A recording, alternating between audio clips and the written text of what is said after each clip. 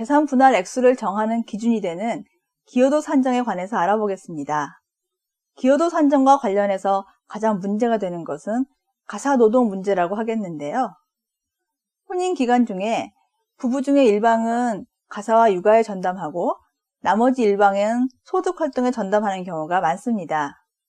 이런 부부가 이혼을 할 때에는 가사와 육아를 전담했던 일방은 그동안 상대방 명의로 취득한 재산에 대해서 분할 청구를 할 수 있게 됩니다. 즉, 가사를 돌보고 아이를 기르는 양육 활동은 가족 공동체를 유지하는 데 필수적인 요소이기 때문에 이에 대한 노동의 가치를 인정을 하고 혼인 기간 중 취득한 재산에 대해서도 그 노동의 기여도를 인정해 주는 것입니다. 다만 가사노동의 기여도를 얼만큼 인정할 것인지에 대해서는 견해가 갈리고 있는데요. 법원에서는 전업주부의 경우 사안마다 차이가 있지만 대체로 10년 이상의 혼인기간이 지속된 경우 40 내지 50% 정도의 기여도를 인정하는 사례가 많이 늘었고요. 전업주부의 가사노동에 대해서도 거의 50% 정도의 기여도를 인정하는 경우가 많아졌습니다. 또한 혼인기간 중 남편의 경제적 능력이 뛰어나 소득이 월등히 많은 경우 혹은 남편이 혼인 전 이미 많은 재산을 취득하였던 경우와 같이 특별한 사정이 있는 경우에는 가사노동에 대한 기여도가 더 낮게 인정될 수도 있습니다.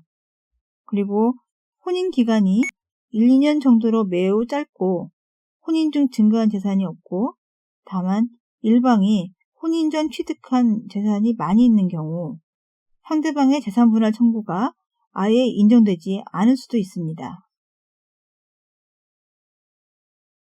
법원은 맞벌이 부부의 경우 부부의 소득이 비슷하다면 특별한 사정이 없는 한 누가 가사노동을 더 많이 하는지를 크게 가리지 않고 50% 정도의 기여도를 인정하는 경우가 많은 것으로 보입니다.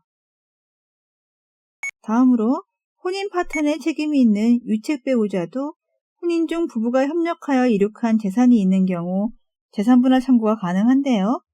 이와 관련해서는 처가 돈을 가지고 가출을 하여 이 돈을 낭비하면서 부정한 행위를 하여 이혼을 하게 된 사안에서 처의 재산분할 청구를 인정하면서 다만 처가 돈을 낭비한 사정은 재산분할의 액수와 방법을 정하는 데 참작할 사유가 될 수 있다고 하여서 판례는 유책 배우자의 재산분할을 긍정하고 있습니다. 이제 재산분할과 관련하여서 마지막 부분인데요.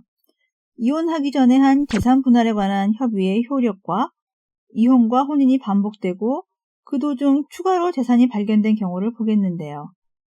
먼저 부부의 혼인생활 도중 남편이 외도나 폭행 등의 잘못을 하는 경우 아내들은 이 잘못을 용서해주면서 남편이 앞으로 다시 이와 같은 잘못을 하면 아내의 이혼 요구에 응하고 재산을 모두 아내의 명의로 해주겠다는 취지의 각서를 남편으로부터 받는 경우가 많지요. 그런데 그 후 남편이 다시 같은 잘못을 한 경우 아내들은 이 각서에 근거해서 재산 분할을 청구하려고 하는 경우가 종종 있습니다. 그러나 이런 경우 이 각서는 배우자 일방이 혼인 생활을 유지하고자 작성해 준 것으로 이혼을 전제로 한 재산 분할에 관한 협의가 있었다고 보기는 어렵기 때문에 이 각서에 근거해서 재산 분할을 청구할 수는 없다고 하겠습니다. 부부가 실제로 이혼에 합의를 하고 협의 이혼을 전제로 해서 재산 분할에 관한 협의를 한 경우에 이 부부가 실제로 협의 이혼을 했다면 이 재산 분할에 관한 협의의 효력은 그대로 발생을 합니다.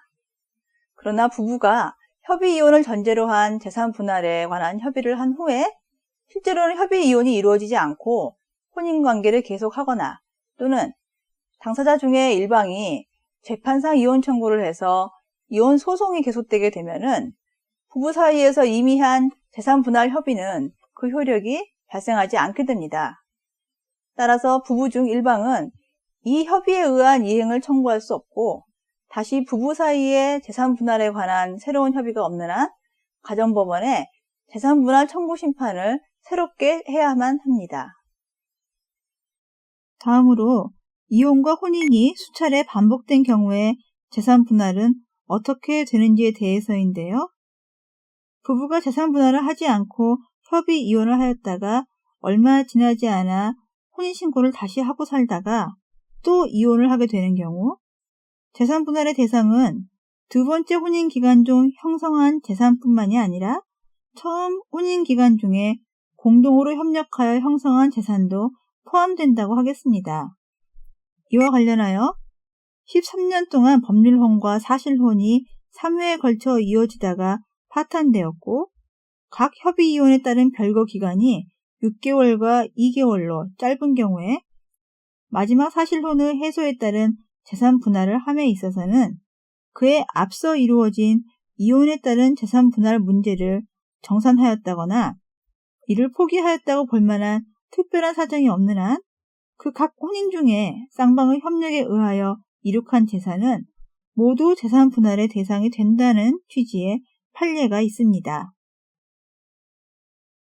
마지막으로 부부 중에는 혼인 생활에서 상대방의 재산에 대해서 잘 모르는 경우가 많습니다. 이 경우 법원을 통해 특정 세무서나 은행에 대하여 사실조회를 신청하여 상대방의 재산을 알아내는 경우도 있으나 경우에 따라서는 상대방이 은닉한 재산을 찾아내지 못해서 결국 알고 있는 재산만을 기준으로 재산 분할을 받을 수밖에 없는 경우도 있습니다.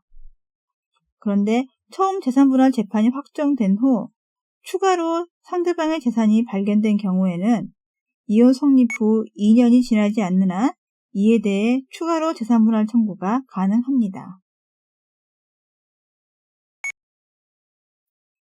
아내가 이혼을 요구하면서 재산 분할을 원하자 남편이 이혼 전 부부의 유일한 재산인 자신의 명의로 된 아파트를 시어머니에게 증여해버리면 아내는 재산 분할을 청구할 수 있는 재산이 없어져서 이혼을 하더라도 재산 분할을 받을 수가 없게 됩니다.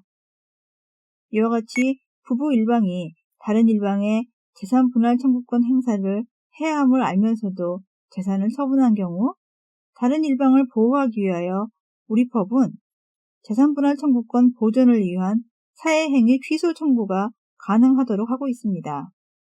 따라서 이와 같은 사례에서는 아내는 시어머니를 상대로 남편의 증여행위를 취소하고 이 아파트를 다시 남편 명의로 되돌려 놓을 것을 법원에 청구할 수 있습니다. 다만 이 경우 시어머니도 남편이 아내에게 재산 분할을 해주지 않기 위해 남편이 시어머니에게 아파트를 증여한다는 것을 알고 있어야만 아내의 사회행위 취소 청구가 가능합니다.